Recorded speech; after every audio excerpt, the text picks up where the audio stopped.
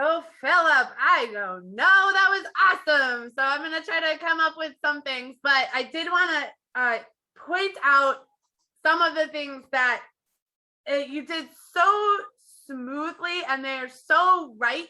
And even just the 2 to 3 minute introduction that you did, everything was exactly what you should have been talking about. It was so pointed and perfect and right on target. So right out of the gate, you plugged yourself and you put the call to action in there to subscribe, which anyone that's trying to promote anything, you have to promote yourself, whether it's a podcast or a business or a product, whatever you're trying to sell somebody, you want to make sure you get the call to action out there often and early. So you did that right out of the gate.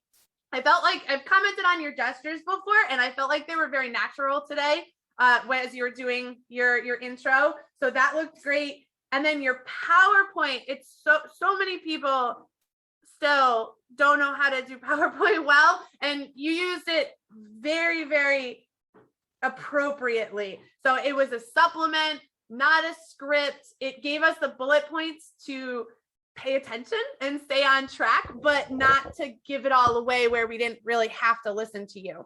So the PowerPoint was excellent. It was both visual and used the right amount of words. And you also, if someone wants to do this project and is looking for a starting point, if they would just go back and watch this video, which I'm sure you're going to put up on your YouTube, you had an excellent checklist of what to do and the things to think about starting out. So that was something that can benefit all of us if we decide we want to do this one. And you also spoke to the accountability, which is a really important thing in goal setting too. So there's just a lot of really great stuff in there. Oh, and the fact that you, during the podcast, you pre-framed, future experiences you were going to do. It sounded like you already had an idea of what was coming next. And with podcasts, it can be helpful, or anything like this, it can be helpful to batch this stuff. So I'm sure you could just spend a weekend and record, all of those podcasts, and then you've got, 2-3 months worth of content. So I'm not sure I believe this criticism or this suggestion.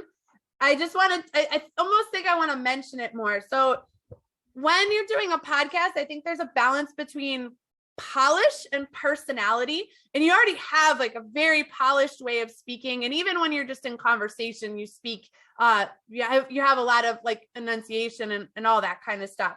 And it can be very hard to